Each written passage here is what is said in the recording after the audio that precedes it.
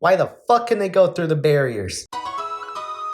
Ever since I made the last video where I finally 36 starred the Abyss, thank you for the support by the way, Moyo keeps making the difficulty spike worse, which wouldn't be a problem if the last two floor 12s weren't just not fun to play. Damn, did I really peak in 2.1? Let's just jump straight into my 2.3 Abyss journey. Why is 11-1 defending the monolith again? I guess I should count my blessings that it's in chamber 1 and they didn't add any negative leyline effects again. Pretty basic, use crowd control characters, geostructures, or just kill everyone fast. No need for crowd control if the crowd is dead. Plus, it's not timed, so if you just want to ignore the 3 stars your first run, if you want to prioritize your HP and burst for the next 2 chambers. Yeah, there's nothing exciting about 11-2. It's just 3 waves of different elemental slimes and then 1 frost lawler turtle. The second half is just 2 waves of 3 small samurai and then the double big samurai bullshit. Just don't be bad like me. I can't even blame the game on this one. I just sucked here. Okay, I have a question for those of you watching. Do you feel like Mihoyo is making 11-3 more and more like a mini version of floor 12? Leave a comment below with your answer. Personally, I think they've slowly raised the difficulty of 11-3, but they've also been giving us leyline effects that usually help with this difficulty. Now, I didn't bother bringing a geo or physical DPS on this floor despite the boost, mainly because I thought my teams were good enough, and while they were, holy fucking shit, what the fuck are these hydro mimics? Mihoyo really put the frog and fat bird in the same wave, so you either got a shield or tank 2 hydro explosions. Why?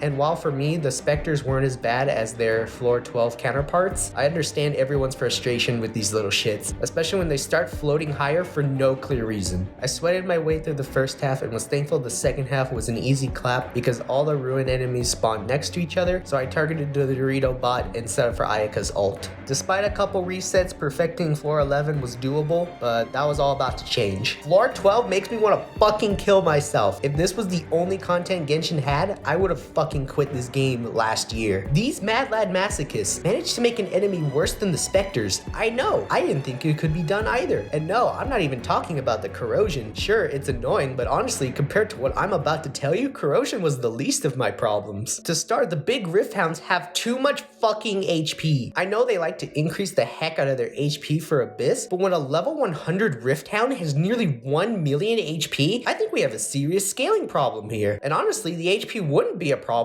if they weren't the worst designed enemies in the Abyss to date. Let me break this down for you. They have like 25% on all resistances, but a unique mechanic where if you lower the res of their corresponding element, so Electro or Geo, but get this, it triggers their rage mechanic and sends them into a devour mode. So while they'll have lower res on their corresponding elements, holy shit, they are way more aggressive and just won't fucking stop moving and teleporting all over the place. Final slap in the face is the fact that for some reason, when they do their charge attack, their hitbox moves with them as you'd expect from a good game, but there's some fucking collision barrier that prevents most characters from falling up and dealing damage while they're in that animation. I feel like I'm a fucking beta tester. Did I mention that their charge can go through walls in the Abyss? How the fuck did this get approved for live servers? I hope whoever approved this has a volcano hot pillow tonight. Fuck you. And the final trigger for my molding was 12-2. Not that it's any easier in terms of HP, although the Geo Bishops were nice, but how the fuck is a chamber with 3 fucking Magukenkis easier than killing a bunch of Rifthounds? I repeat, 3 Magukenkis was easier than this shit. In the first half, my freeze comp was actually able to deal enough damage to complete it in 90 seconds. And then in the second half, after a few resets and taking in the attack patterns the Magus start with, I was literally spamming all my ults off cooldown for max damage and iframing their bullshit. I personally think Bennett was god tier here because his ult can help cleanse the cryo from the AoE one of the Magus uses. And here, I don't think I have more to say about 12-3 that hasn't been said. The wolves were just the worst fucking part of Abyss. And while I did get 33 stars, which is still impressive, and turned my frustration into calm criticism and suggestions in a previous video, I just couldn't get over those Rifthound AIs laughing at me. I was ready to just turn in the towel and stop caring about 36 stars in future Abysses. I didn't want the video to end like this. But that's right, this journey isn't over yet. I took some time to cool off, then came back to test different team comps in 12-1 to see what had a better chance of finally getting those last few stars. Yeah, none of my other team comps worked, simply because I was just stretching myself and my resources too thin. However, I learned the following.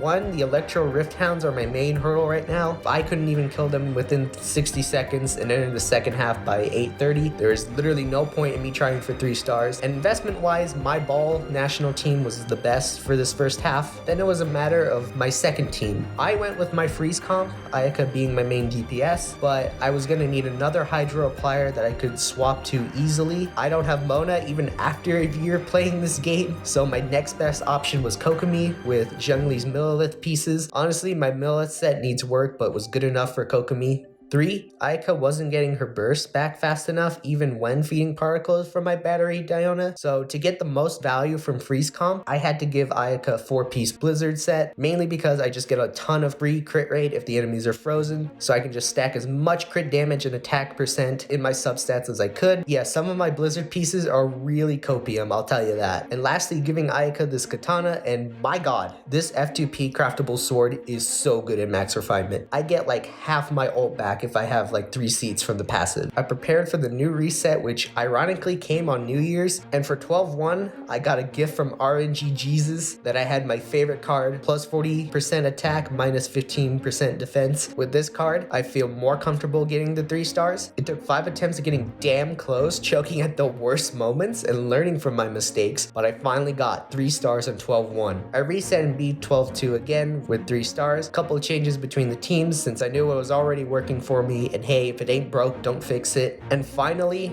12-3. I spent half an hour through trial and error trying to get the strategy and determining how I was going to clear this with 3 stars. And honestly, if the 2 Ruin Guards weren't the last enemies in this chamber, I would have 3-starred it that day. Once again, I just wasn't doing enough damage. Even when I was sweating over playing as optimally as I couldn't finish the first half any faster than 90 seconds. And I couldn't even kill 1 Geo Rifthound in 60 seconds to have time for the Ruin Guards because I just wasn't one-shotting them. After all that, I still couldn't do it. The level 100 Rifthounds were just too much, and I was at my limit. 言ったよな、魔法帝になるってよ。今ここで限界を超えろ。それしか道はねえ。 You know what? Yami from Black Clover was right. I needed to surpass my limits by crowning my talents. I crowned the burst of Ayaka and Ball. I switched Diona's build to 4-piece Noblesse. I max leveled Ayaka's sword, and I max leveled Ball. Okay, maybe I didn't really need to do this one specifically, but I did it anyway. With this new awakened anime power, I destroyed my way back to 12-3. And after a couple resets for the right setup with these ruined enemies, I destroyed them in 20 seconds, obliterated the Electro Rifthounds in 45 seconds. I'll admit, I was still a little sloppy, but I was finally able to kill the final wave of Rifthounds in about 30 seconds and finish off the final Ruin Guards in 45 seconds. It was a painful 6 weeks playing on and off with this Abyss, and I can confidently say I never want to see the Rifthounds again, and Abyss is stupid. But we already know I'm going to try to go for 36 stars again when they change the enemy lineup. So until then, thanks for watching and joining me on my suffering once again. Leave a like and subscribe to be notified for more Genshin and Abyss content. I'll end it off by showing my builds. See ya!